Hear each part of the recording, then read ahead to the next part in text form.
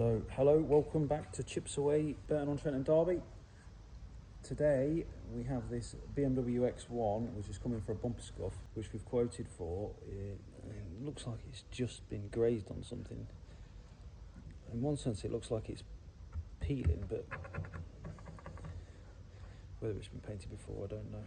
We quoted this job off photos, and on the photos it looked like this trim here was the same colour as the car, but on closer inspection it's actually not. This is more like a dark grey compared to the black. So what we're going to have to do is to paint this in two sections now. It's going to be like two separate little jobs. So we're going to do a localised little smart repair, just utilising this edge here to lose the paint on this tiny little gap. Very cute little smart repair, and then we'll probably, with the colour, go down to around this level and then prep up to somewhere around here, and we'll lose the blend down there to blend the clear coat out. You'll see that as we show you the process on the video. So that's going to be the first thing to do. Sometimes with jobs like this, if you're using like a solvent base coat, we use waterborne base coat, which is the same as what they use in the factories, but if you use a solvent base coat, you can sort of get away with prepping both areas at the same time, and then just putting the colour on and then masking. Just say if we painted the grey first, we could paint the grey and then mask that off, paint the black, demask it all, and then clear coat them both together. But with the waterborne base coat that we use, there's a risk of just marking it. So if we just put the grey colour on and then taped over it, one, it could mark it, so you'd see it through once you've clear coated it, and two, you risk of pulling the colour off once you've just done the black. So it'll be a bit of a pain in the arse. So not got too much on today, so we're just going to do it in two separate little jobs. Not making the customer aware on this one either. We're just going to swallow it. It's a mistake on our part when we've quoted it, so we're just going to get on with it. So set the camera up and you can watch how we do. Not going to be removing any parts on this job. It's just a localised cosmetic smart repair. First things first, protect the blue trim before we start sanding off, because we don't want to be painting that as well. P320 grit sandpaper. I mean, it doesn't look like it's... I don't know whether the parking sensor is black or grey. It's hard to tell. I have to get a torch on. I think it might be black, so we'll have to mask that off, but we'll figure that out when we get to it. Yeah, the scratches don't seem too deep, so 320 is all we need for this. If it was a bit, you know, you can go all the way up to 120 really on plastic before you start making a bit of a mess of it. So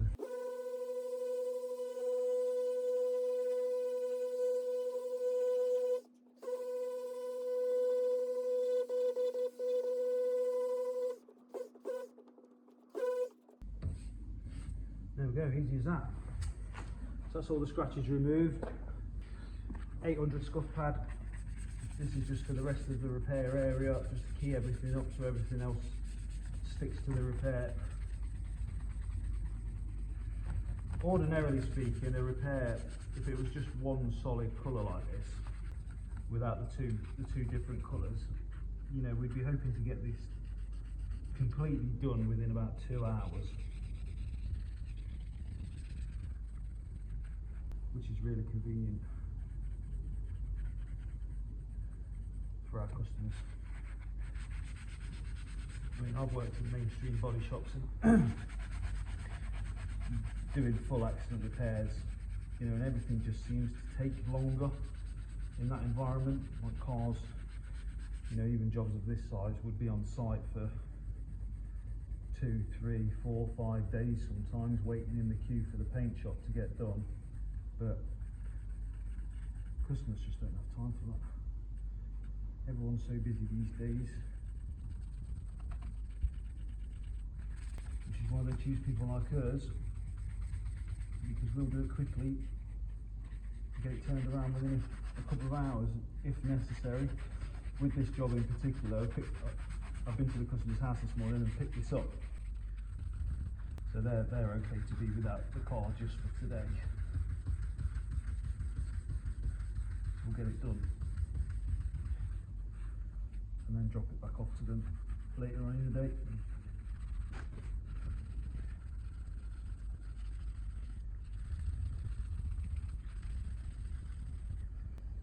I much prefer doing this work. Lighter, quicker, faster moving jobs. You know, every day's different. In mainstream body shops, the lads that do work in mainstream body shops will understand that.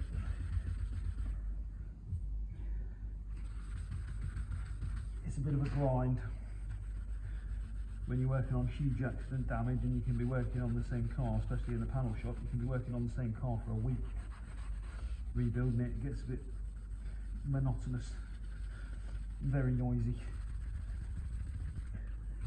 This is much more of a faster paced working environment. Looks like there are a couple of chips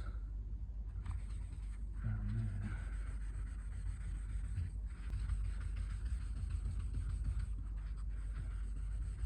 Not going to go bad on that. You know, at the end of the day, we've quoted for this area here. You know, that's what we've priced for, so that's what we're going to do. These little chips here, just when I've got the paint mixed, I'll just drift a little bit of colour over there. It'll just take your eye off them, you know. We don't promise the customer that we're going to fully, you know, restore the bumper to as good as new. You know, we're just going to get rid of the area of damage and make it look brilliant again, you know what I mean? A lot of the cars that we do are like lease return vehicles. So all the customer wants is to get the car in a condition where it's going to pass the inspection, and that's all they want to pay for. So we listen to what they want, and that's the service that we provide for them.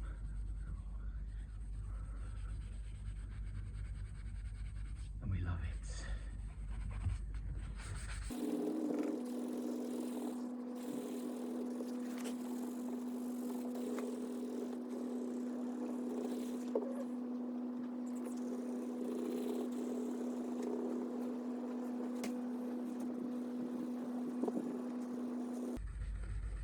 Have to be careful with it, you don't scuff any of the adjacent panels while you're prepping the repair panel up for paint. It's not a major drama if you do, it's just more of an inconvenience because you have to polish it back up at the end of the repair. Okay, do one of them pads.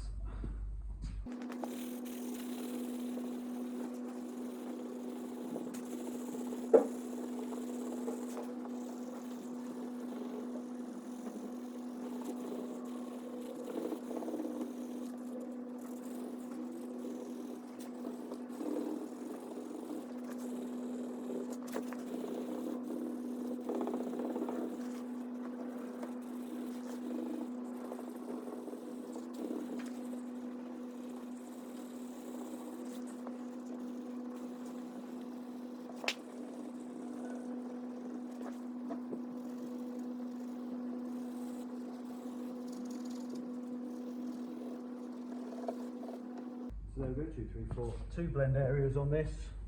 First one being on the grey, 2000 pad. All the rest of the scuffing is to a P800, which is fine, because we're going to be painting and clear coating over that. Bit too coarse to try and polish. 800, you could do it, you know, if you went back through the grades and polished it back, but just for the blend to take as seamlessly as possible. In fact, put a little blend in there. That way we can go all underneath.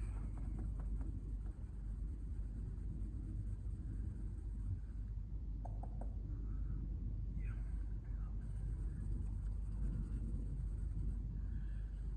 It's always best to try and lose it on the smallest area you can.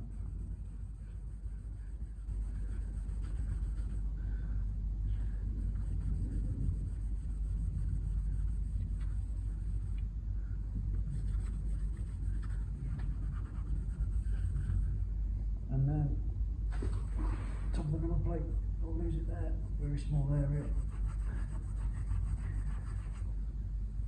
Polish that back up by hand once we've finished.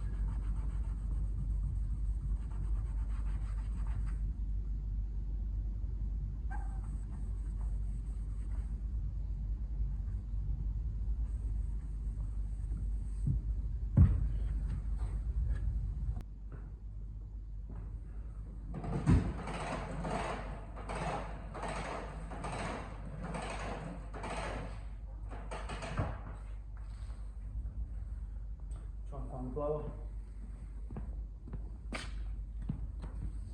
The bane of every body shop member of staff life is putting the blower down. Yes.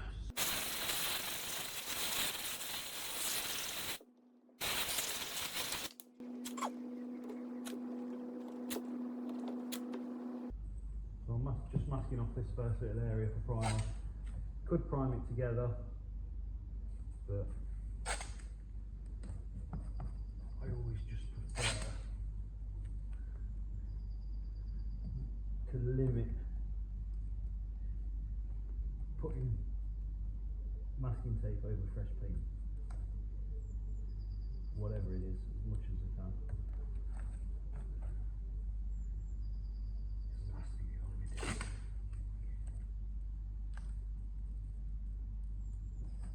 It's redoing something because you've damaged it by sticking tape to it. We'll just have to make sure that once this part here is, you know, properly painted and clear coated, that it's properly cured and gone off and nice and hard before we then go and stick tape on it to finish off the black bit. Masking paper.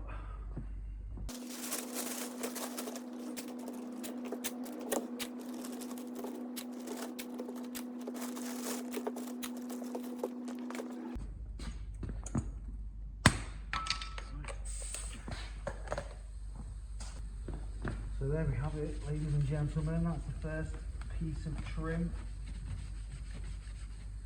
Ready for its first coat of fresh paint, which is just going to be a grey primer that we use. Chips away going brand stuff. Called Easy Prime. That was just a solvent that I cleaned the last bit of dust and dirt. Any grease or grime is going to be removed with that solvent panel wipe. You always want the surface that you're painting to be as clean and dust and grime free as possible. So just a light coat to start with, just to let it grip on. Right.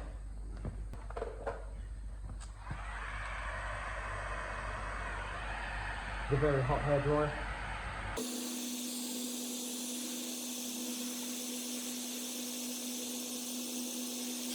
Job, get it warm.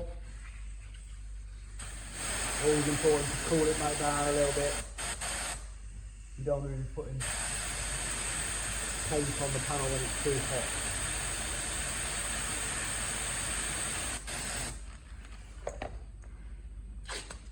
Because if the paint dries too quickly, it sort of contracts. As the paint cools,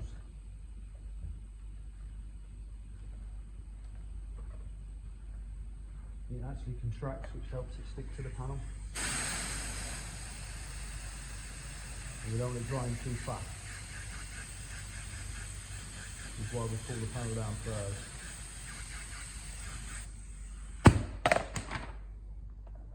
Before we put the next coat on.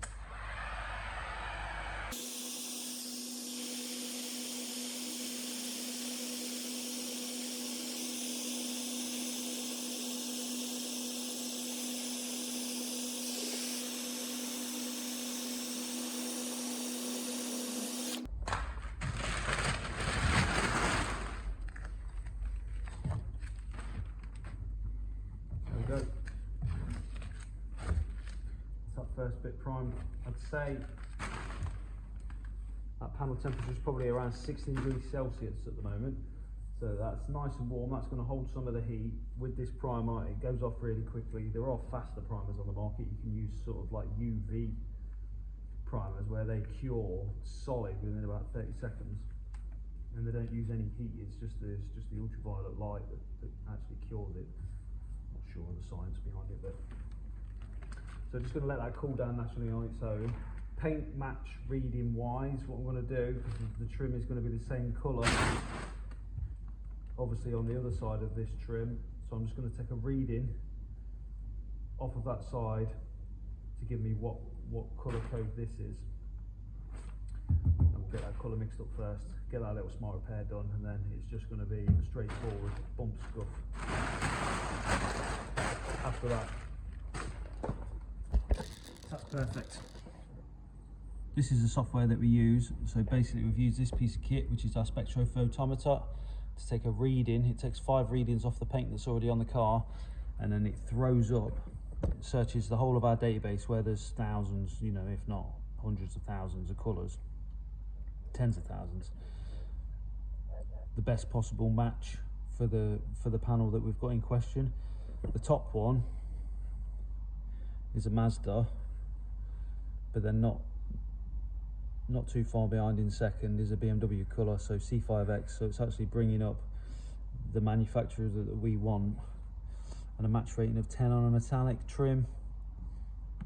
Good enough. We're only going to need probably less than 30 grams of paint for this, so I'm just going to mix up 30 grams of paint. Here's all the tints that we've got, so we'll get that mixed up ready, knock that primer back, and then we'll get painting.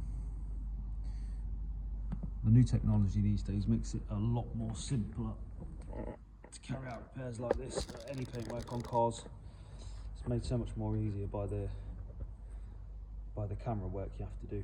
You know, gone are the days of tinting paint by eye, you know, which is a lost skill now, unfortunately. I mean, I suppose there's some trades that still use it with the RAL colours and stuff, but you know, within the automotive industry, there's so much tech that makes the job so, you know, the colour matching is so much more easier now. I mean, our software that we've got there, there's even more advanced bits of kit on the market where you can actually see the colour test card on the screen.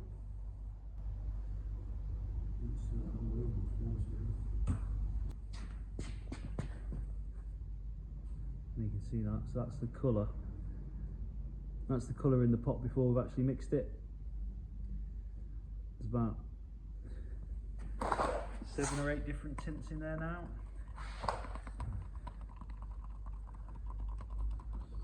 So basically, to make like a dark grey colour, you need, you know, like a base of black, followed by some bit of blue. And with it being a metallic, you need like the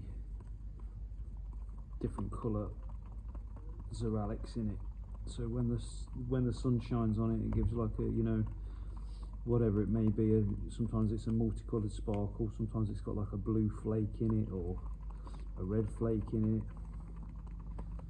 So you just mix that all together. Splashed a bit on my finger there. And we should be getting something of a dark grey, which for my eye, you probably won't be able to tell with the camera the difference between the two colours, because I know I couldn't when I quoted it. But that should be good enough. Back to the prep. That's nicely cooled down, so we can get our 800 pad. Just take the top off this primer, scuff it up, just to smooth everything out. All primer does effectively is just cover any bare plastics or metal and just removes any minor imperfections that are left in the surface before you start putting the paint on. Because if your prep work's not correct and the panel that you're painting is not, you know, perfectly smooth, your paint's not going to help you out. Everything will show through once you finish. So happy with that. I'll maybe put a little bit of 2000 on there.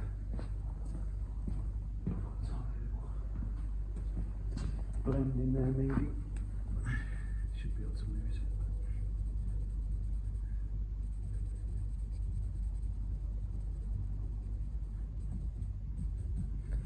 Just like that. Get some more solvent to wipe it all down, and then we'll get it masked up for paint.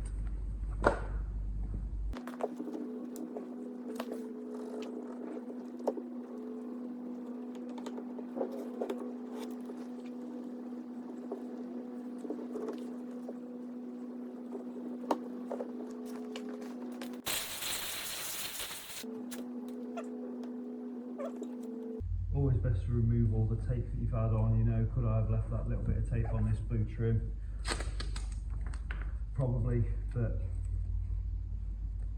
it's just going to be holding dirt and dust from where I've done my prep work, so it's always best to rip it off, clean it all out and redo it, because dust and contaminants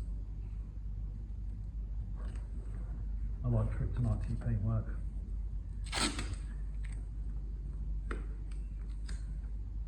Obviously it doesn't matter where you spray in a car, whether it's in a spray booth or out in the open air. It's never gonna, you know, you're never gonna replicate the conditions of a multi-million pound manufacturing facility where they make the cars and they're, you know, sprayed by robots.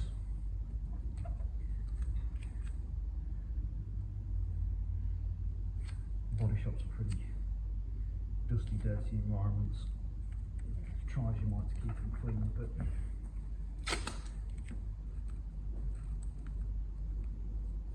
doing bodywork is a dirty job. You just have to do your best to keep everything as clean as you can. You don't have any dramas. What I'm doing here is just this is called backmasking. Just doing a little soft edge where the trim sort of runs off, just so it doesn't leave any paint edges once we're finished.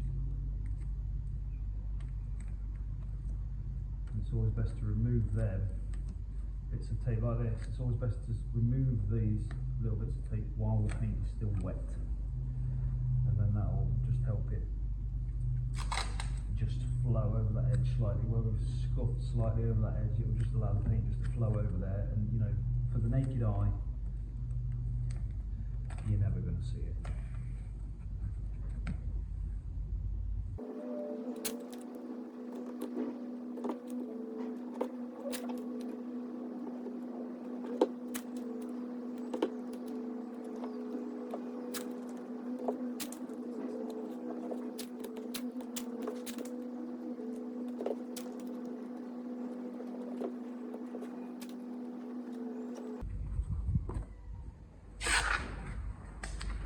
Again, soft edge, backmasking on this edge here, just to lose paint. Hard edge we can work to underneath, makes it a little bit easier. At the end of the day, the underneath of the car should get battered anyway. It's covered in stone chips, down here, and you know, unless our customer is of a fastidious nature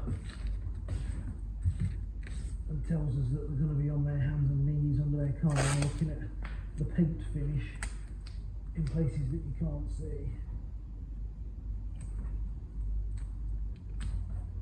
You know, we just make it look good.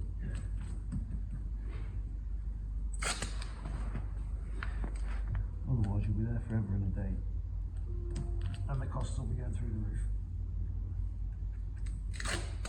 which ultimately the customer's not looking for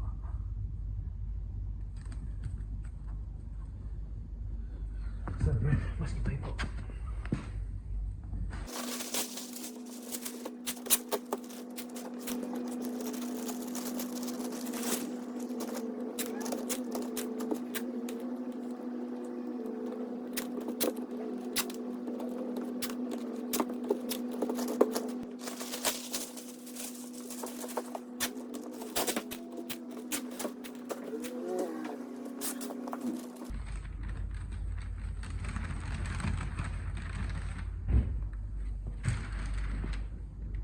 Bye. Right, thanks to you.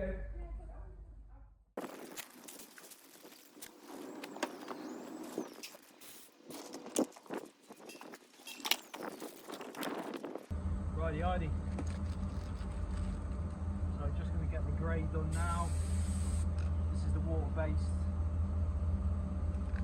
grey colour. Should cover the primer okay. Just going to get a little bit of this flicked on. Whether you can pick that up, probably can't pick that up on camera, but there are some like minor steps foam chips and scuffs and bits and bobs down the bottom there. We're just going to drift a little bit of paint over those, just to take your eye off it before we put the clear coat on. So, nice light coat to start with. Always important to hit your edges first, so you don't leave any primer exposed.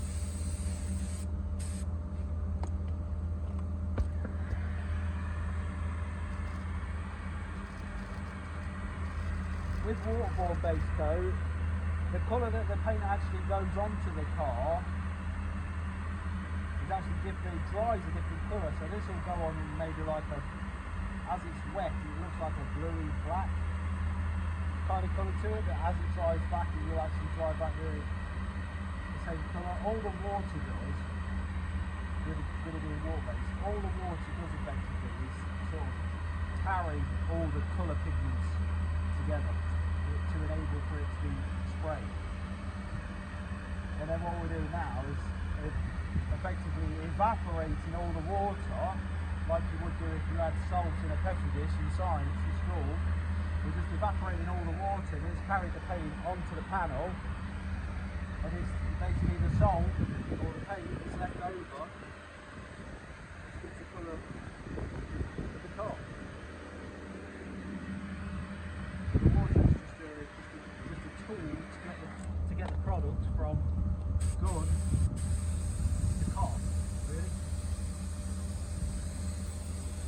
That's one coat done, pretty much covered the prime off.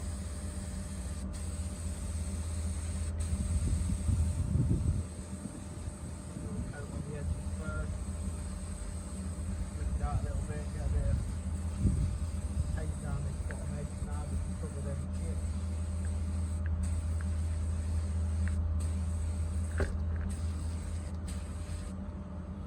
Dry that off. Should do it. I'm going to clear coat on. Get the clear coat on, 2 coats of clear coat, maybe 5-10 minutes. You know, we are outdoors here.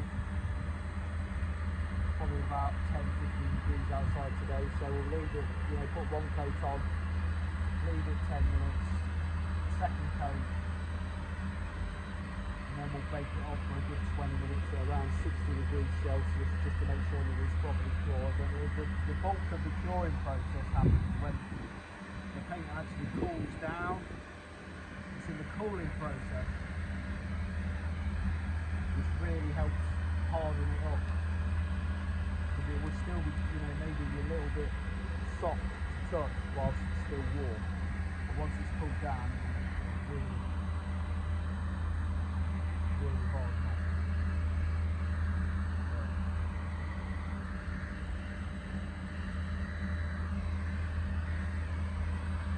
Looks good to me.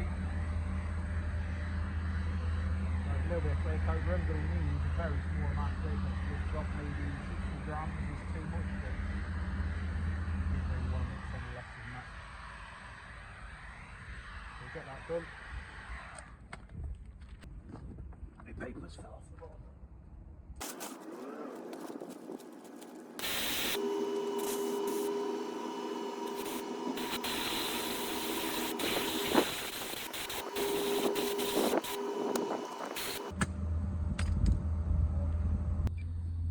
So that's all tacked off now. Basically, you just want your clear coat to where you can touch it. Your first coat of clear coat, you just want it to where you can touch it, but it's not leaving any residue on your skin. Should be wearing a rubber glove, but let's get the 2nd coat done.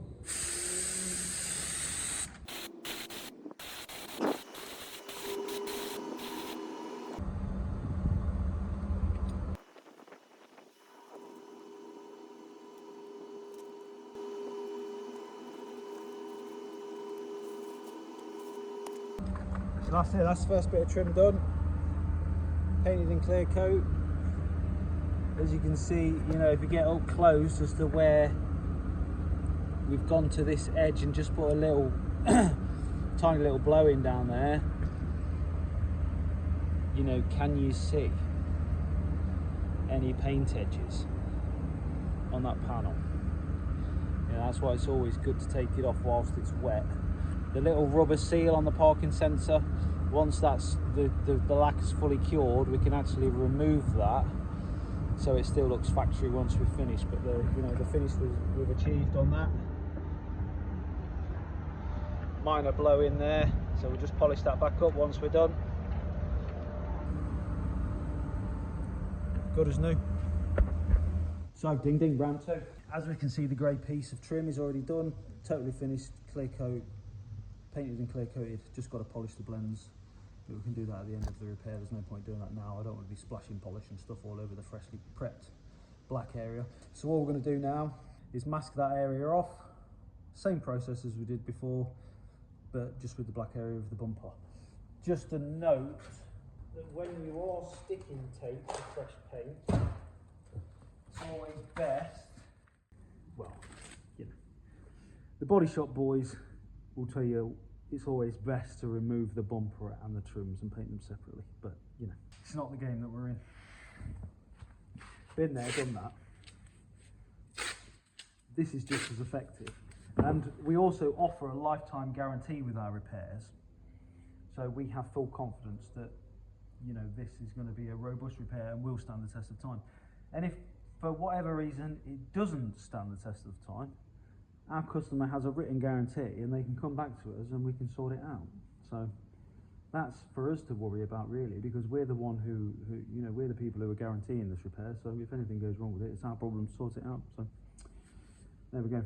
Anyway, I digress. Always just stick the tape to, I use my trousers, just stick your tape to your trousers just to take some of the sticky out of the tape, and it will lower the risk of pulling any of the fresh paint off or marking it. So if you just, because the masking tape is quite sticky, it doesn't need to be as sticky as it is, so if you just remove some of the stickiness before you start, then it's just going to pull off. It's still going to do the same job, but it's just going to pull off really easy when you demask it the next time without having any boo-boos. Not in a rush today by any stretch of the imagination, so we can take the time with this and make sure we get it right. Especially because we've got the cameras watching as well. So you always have to make sure you do an extra special job. We might hit double figure views on this video. We have to keep that in mind.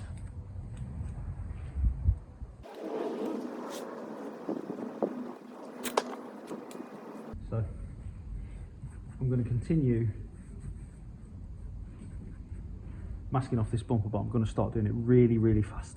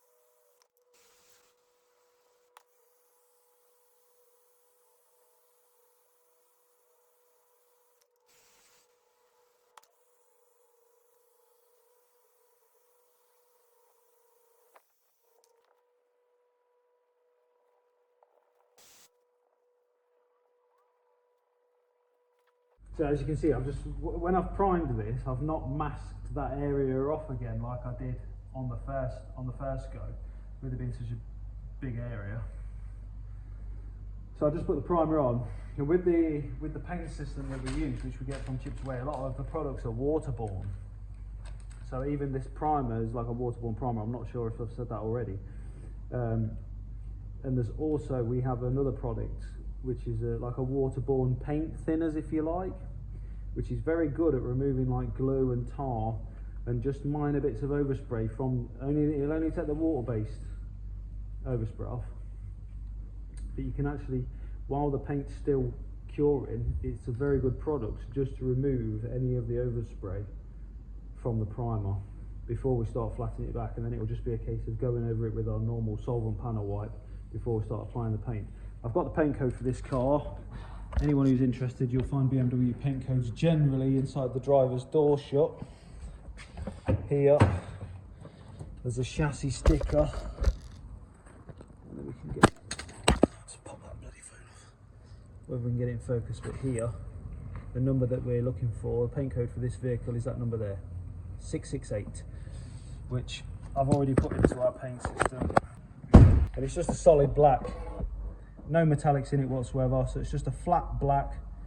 Basically, the majority of it, we're mixing 30 grams, 15 grams is one of the tinters is one solid black, and 11 grams is another solid black. So I've only got a minor tint in the rest of it, but we've not got any colour match issues on this because we're not going to be getting the colour anywhere near that, and blacks are very forgiving anyway for colour match purposes. So really simple mix to do.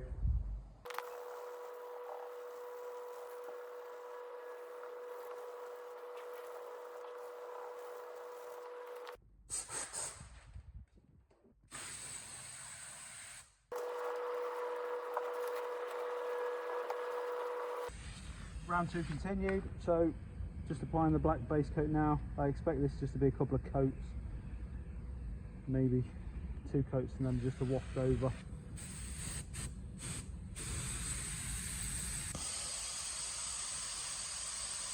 Just using this tack cloth. It's got some sort, I'm not sure what the substance is on it, some sort of wax or something like that. Basically a sticky rag that just removes any dust, surface dust that's left on the panel before you start spraying. The sky's looking a bit grey at the moment, so we need to get a rig along, get this painted.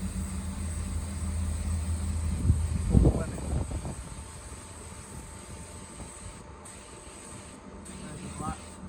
Cover the primer, then just split the area around slightly. Try and cover the surrounding chips that are left on the car.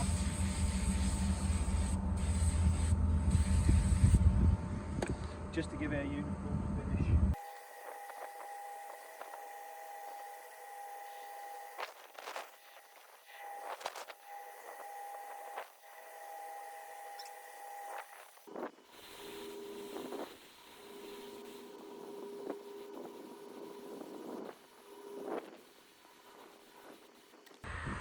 Coat number 2.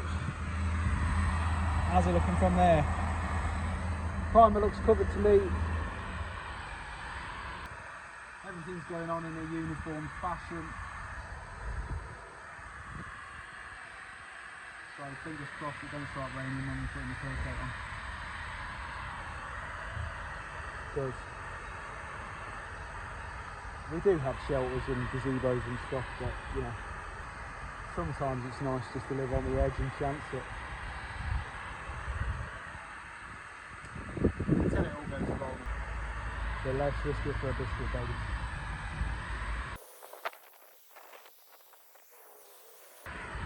So that base coat is now pretty much dry, just going to let it cool down. And then we'll get on with the first coat.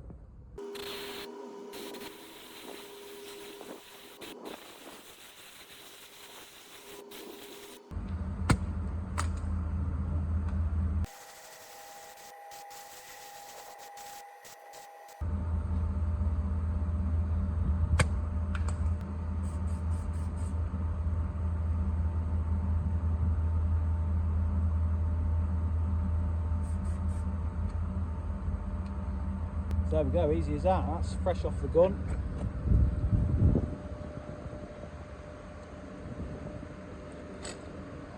Little bits there.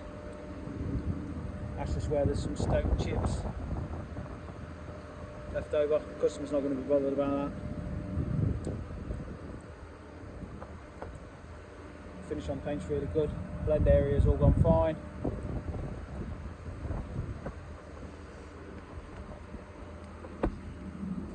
So we'll just let that flash off which effectively means just let it harden off very slightly, and then we can get some lamps on it just to fully cure it. If we put heat on that too fast now, the paint will start trying to run off the car. It's always better just to leave it, just let it set very slightly, and then you can get your heat on it. So we'll come back when it's all demasked and ready to polish, and we'll show you the finished results. So there we go. Just finished baking off the clear coat on the black section. Still very warm, which kind of helps us remove the tape.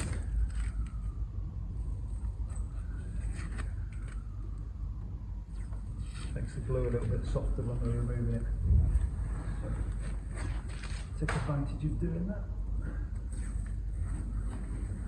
Always best just to be a little bit careful in case the clear coat sort of bridged over the gap slightly. You can end up pulling some of the paint off. But generally, the way we mask things up, don't normally get that problem, he says. Let's take this last bit of tape off, and then we can reveal the finished product, pre-polishing. So we should have a nice little contrast between the grey trim and the black bumper.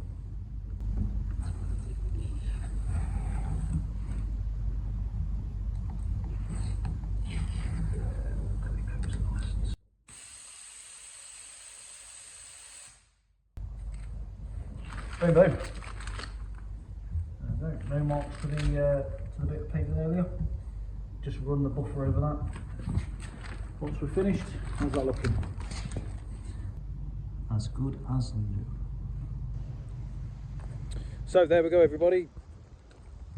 It's just starting to rain outside now. I did mean to do this last little finishing clip before it started raining, but there we go. So as you can see from what we had this morning, the damage on both parts of the colour of the bumper have now been removed. Nice little job, really, just to take care of that grey trim, and then flick out into the bumper colour. Two-tone, you know, when you got a two-tone repair, they're always a little bit tricky. People who are in the trade will understand what I mean.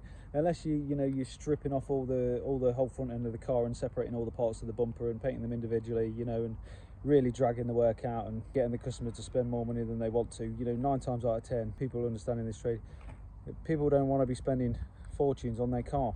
You know, I've come from a body shop background, mainstream accident repair, where you're doing massive jobs, you know, where it's going through insurance company, but there is, you know, there's a big market for people who just want to avoid going through their insurance and just getting a cost-effective smart repair just to keep their car looking nice. They don't want all the bells and whistles, and as we said before, all our repairs are covered by a lifetime guarantee. So thanks for joining us today. Thanks for coming along on a day in the life of a chips away smart repairer. There are many smart repairers out there, some are better than others, and everybody does their repairs slightly different to everybody else. You know, it's interesting to see how other people would attack this repair, and whether you've learned anything, a trick or two, watching the way that we do it is up for debate, I guess. If you'd like to see any more of this, I mean, the purpose of the reason why we're sort of starting, you know, making some content for our YouTube channel is one, to you know, promote our business and market our business and show our potential customers the sort of work that we do and the problems that we can solve. And for two, if there's anybody, young lads out there, or anybody who's looking for a career change who'd like to get into doing smart repairs, you know, we're more than happy to answer any questions, or if there's anything particularly that you'd like to see us do, questions you've got, processes that we use, we can definitely put plenty of content out there and show, you know, a step-by-step stage of how we repair some of the damage that we do repair. We do bigger damage, painting size, dents, panel changes, all the other bigger stuff, short of chopping panels out of cars and welding new ones in, because we just don't want to get involved in heavy stuff like that. Everything else bodywork related we do. So hopefully that's been of interest to you. If you'd like to see anything else, just let us know, baby. Thanks for coming along.